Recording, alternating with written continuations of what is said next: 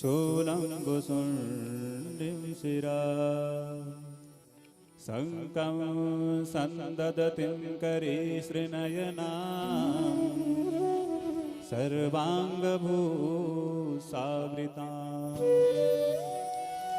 नीलास्मादुते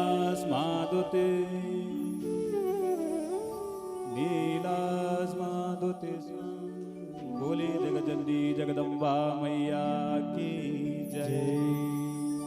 जगज्जननी जगदम्बा मैया की जय। नागराज भगवान की जय। रामाय रामभद्राय रामचंद्राय वेदसे रघुनाथाय नाथाय सीताय पतये नमः। लोकाभिरामं करुणाकरं राजीव नेत्रं रघुवंशनाथं कारुण्यरूपं करुणाकरं तं श्रीरामदूतं शरणं प्रपद्ये। नवकुलाय विद्महे विषदन्ताय धीमहि तन्नो नाग प्रचोदयात्।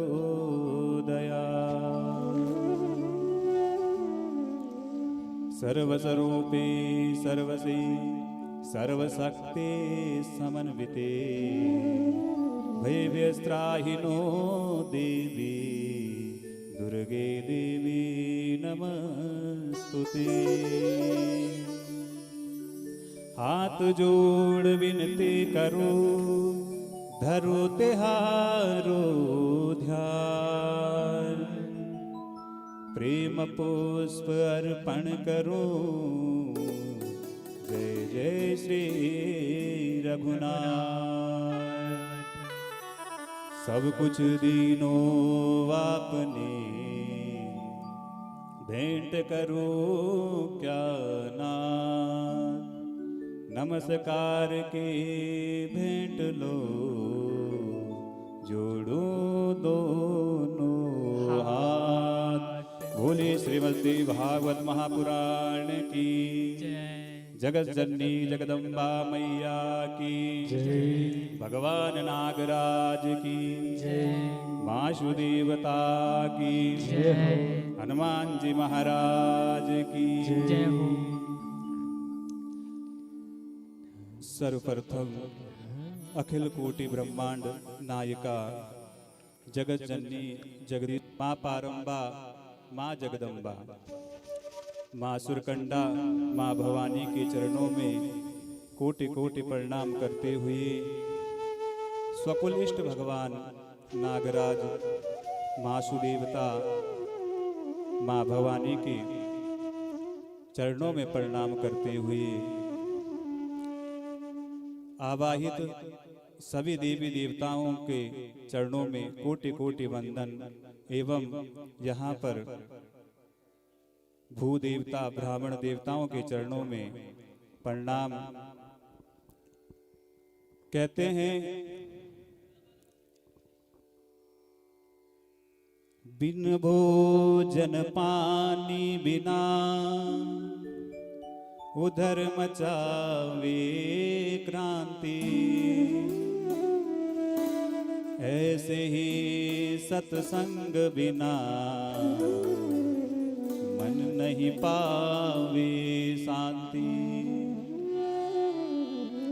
प्यारे सज्जनों, जिस प्रकार से व्यक्ति को भूख लगती है और उसे भोजन की आवश्यकता पड़ती है, ठीक उसी प्रकार से सत्संग कथा में सत्संग करना अनिवार्य होता है।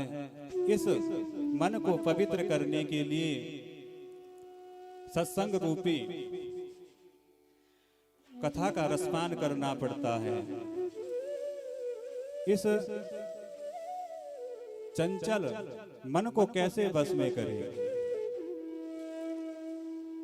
जब हम भगवान की कथा सुनेंगे, जब हम माँ भगवती का भजन करेंगे, जब माँ भगवती के चरित्रों का मनन करेंगे, तब जाकर के हम अपना कल्याण कर सकते हैं। जिस प्रकार से हम इस तन को पवित्र करने के लिए नाना प्रकार के साबुन लगाते हैं, ठीक उसी प्रकार से हमें इस मन को पवित्र करना पड़ता है। श्री राम नाम के साबुन से जो मन का मेल छुड़ाएगा, निर्मल मन दर्पण में माँ दुर्गा का दर्शन पाएगा। बोली जगज्जननी जगदम्बा मैया की जय। जब हम भगवान का भजन करेंगे और इस मन को स्वच्छ रखेंगे, तब जाकर के हम माँ भगवती की कथा श्रवण करेंगे, कर पाएंगे।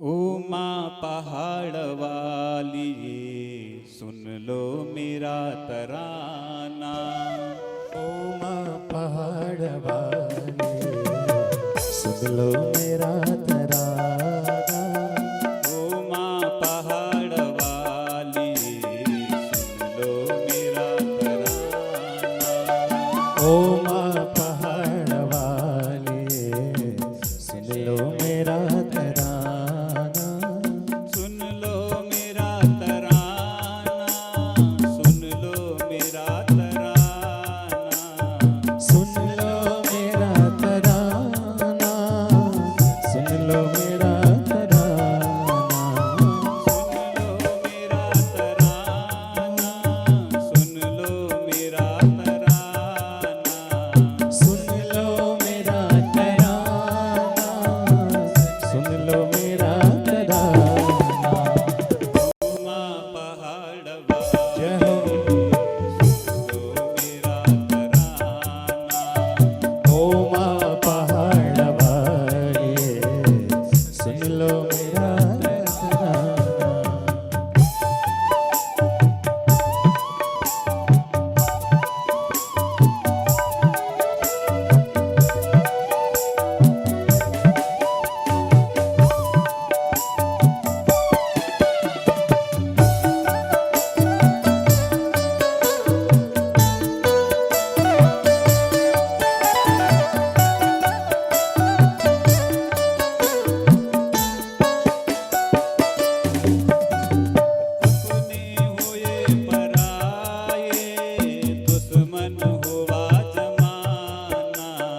अपने हुए पराये दुश्मन हुआ जमाना, अपने हुए पराए दुश्मन हुआ जमाना, अपने हुए पराये दुश्मन हुआ जमाना, अपने हुए पराए दुश्मन हुआ जमाना।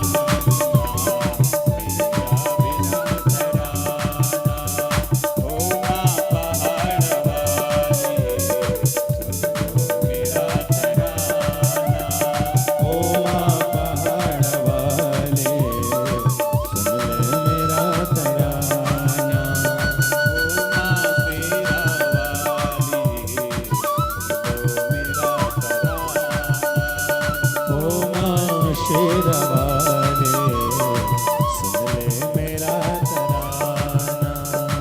बोले जगदम्बी जगदम्बा मैया की। भगवान नागराज भगवान की जय जय श्री राधे श्याम।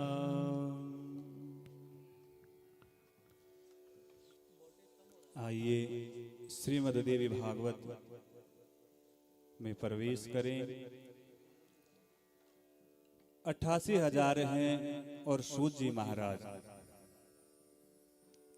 श्री सूत जी महाराज उन 88,000 ऋषियों को श्रीमद् देवी भागवत की कथा श्रवण करा रहे हैं। कितने ऋषि हैं? एक दो नहीं, अपितु 88,000।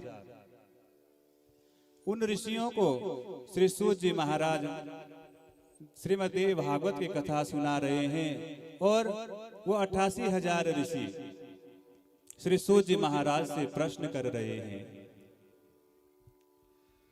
सूत सूत महाभाग बदनो बदतांबर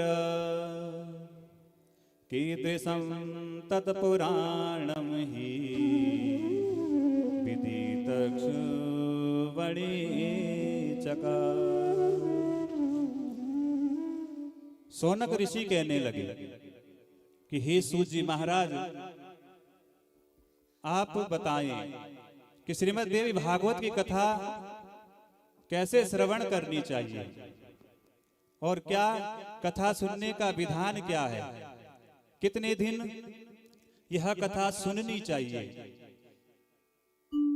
और जिन लोगों ने श्रीमद् देवी भागवत की कथा सुनी है, श्रवण की है, उनकी मनोकामना कौन सी पूर्ण हुई। सौनकादि ऋषि कह रहे हैं और कहते हैं कि जिस गांव में कहीं पर भी श्रीमद् देवी भागवत की कथा होती है, वह गांव भी नेमिषारण्य तीर्थ बन जाता है। बोले जगजननी जगदम्बा मैया की जय। क्या बन जाता है? नेमिषारण्य तीर्थ। जहां मां भगवती की कथा होती है, जब तक कथा चलती है तब तक जो है वो आज मसरास गांव भी नेमिषारण्य तीर्थ बना हुआ है। यहाँ पर सभी 33 कोटि आवाहित देवी देवता विराजमान हैं।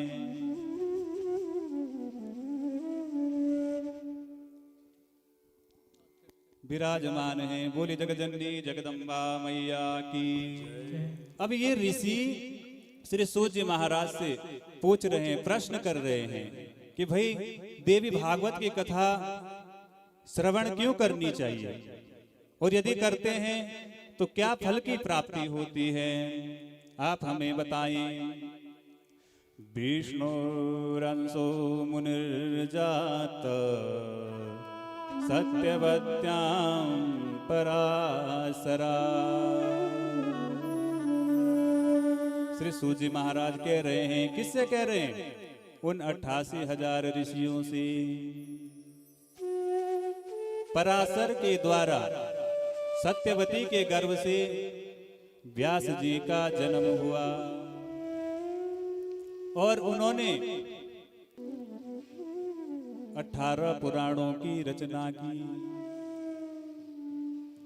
जिसमें श्रीमद् देवी भागवत महापुराण है। और ये पुराण पुराणों में भी श्रेष्ठ है। कौन सा? श्रीमद् देवी भागवत महापुराण।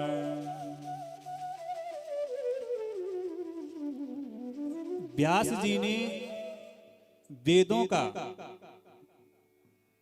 विभक्त करके 4 भाग किए। कितने भाग किए? 4। और वह 4 भाग अपने शिष्यों को पढ़ाया। महाभारत जैसा ग्रंथ भी लिखा। और श्री सूत जी महाराज कहने लगे कि वह सौभाग्य मुझे प्राप्त हुआ।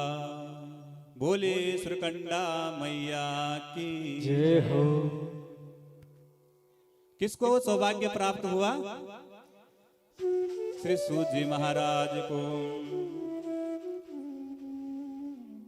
देवी भागवतं तत्र पुराणं भोगमोक्षदं स्वयं तो श्रावयामास जन्मे जय भूपति। ये जो देवी भागवत महापुराण है, यह भोग और मोक्ष को प्रदान करने वाला है। काम अर्थ मोक्ष को भी प्रदान करता है श्रीमद् भागवत की कथा। तो कह रहे हैं कि यह जो कथा श्रीमद् भागवत की कथा है, ये जन्मे जय ने क्यों श्रवण की, किस कारण से सुनी, आप हमें यह बताने की कृपा करें। कौन कह रहे हैं? वो 88,000 ऋषि श्री सूत जी महाराज से कह रहे हैं। तो श्री सूत जी महाराज ने कहा कि पूर्वमस्य पिता राजा रक्षित परीक्षिता तक्षकाहिना